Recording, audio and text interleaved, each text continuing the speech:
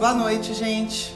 Aqui, doutora Denise Carvalho, e eu tô aqui para falar sobre uma notícia que afetou bastante o estado de São Paulo essa semana, que foi o diagnóstico de um tipo de câncer no prefeito de São Paulo, o Bruno Covas, né? Um rapaz com menos de 40 anos que teve um diagnóstico através de uma coisa que a gente chama de síndrome paraneoplásica, porque ele teve um episódio de trombose na perna após uma erisipela. E dentro das investigações, fizeram uma investigação abdominal, porque ele também teve um tromboembolismo pulmonar, que veio desta trombose na perna, e acabaram descobrindo um tumor de uma região do estômago que se chama cárdia. A cárdia é a região, depois eu vou colocar, depois desse vídeo, alguns artigos, algumas figuras para vocês entenderem melhor. Mas a cárdia é a transição entre o esôfago e o estômago. É uma região que até para o endoscopista é difícil às vezes de fazer diagnóstico, porque dependendo da posição desse tumor, na hora que a gente passa o aparelho pode não ver muito bem. Existe uma manobra durante a endoscopia.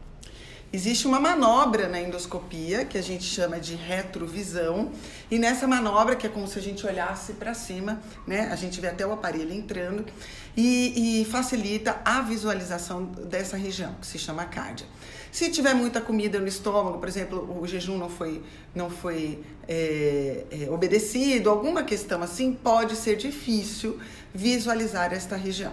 Não sei se foi o caso, se ele fez alguma endoscopia antes, alguma coisa assim, mas fizeram um diagnóstico já com imagens metastáticas em fígado e em baço. E aí ele começou essa semana já o tratamento de quimioterapia, que vai ser, até onde eu sei, né? Eu não sei pormenores do caso, mas vai ser anterior aí a um processo cirúrgico. E aí surge muita coisa, as pessoas começam a falar, começam a ficar preocupadas, porque ele é um homem muito jovem, né?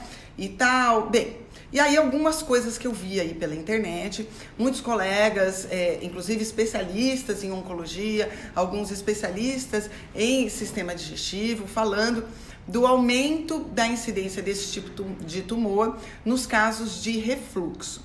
Bem, trabalhos mais recentes mostram que não é bem assim, tá? Na verdade, a gente vê um aumento realmente da prevalência em alguns pacientes quando há obesidade associada. E já se pensa em algumas questões que envolvem alimentação, como tudo na vida, né, gente? Ainda mais quando a gente fala no sistema por onde o alimento passa, muitas vezes durante o dia. E no caso do Bruno Covas, realmente existia uma obesidade e houve uma perda de peso aí recente, que eu acredito que foi por uma mudança de hábitos e tudo mais, não sei se tem alguma coisa a ver com tumor também, mas ele tinha realmente uma obesidade. Então fica o alerta, este tumor, que não é um tumor muito frequente dentro dos tumores de estômago, ou seja, que envolve essa região que é a transição entre o esôfago e o estômago, normalmente é de um tipo que a gente chama de adenocarcinoma e não é dos mais frequentes, mas a gente tem visto um aumento paulatino da incidência. E aí eu vou colocar para vocês a foto de um artigo que é bem interessante, tá? Por quê? Porque a gente vem vendo, né, de anos para cá, na verdade da década de 80 para cá, vem tendo uma diminuição da incidência dos tumores de estômago. Mas, apesar disso, está havendo um aumento da incidência dos tumores de cárdia.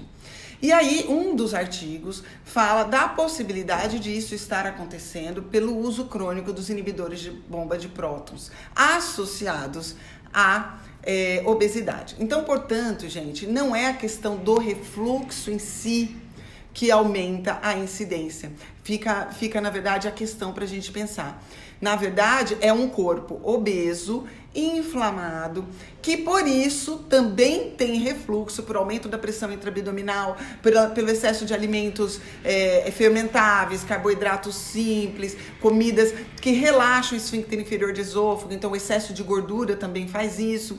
Então, na verdade, não é o refluxo em si, são as condições que levam ao refluxo, causando um aumento da incidência desses tumores nessa região.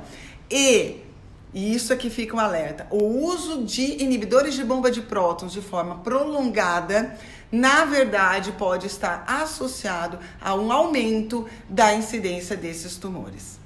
Então, meus queridos, não existe jantar de graça. Não pensem que você vai ter refluxo a vida inteira e esse refluxo não vai exigir nenhuma mudança de comportamento sua, de composição corporal, e você vai ficar tomando os inibidores de bomba de prótons que tá tudo bem.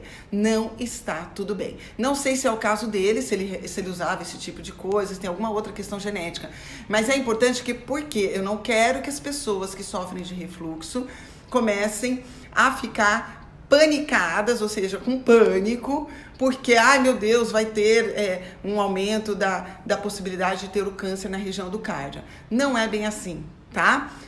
Isso realmente acontece em pacientes que são obesos, que têm uma alimentação ruim e que, associado a isso, bebem álcool, usam inibidores de bomba de prótons de forma prolongada e possivelmente também tem constipação. Então as coisas não são tão simples assim, tá bom? Não fiquem com medo, porque se tem um histórico de refluxo que vai ter esse tumor. A incidência ainda é baixa.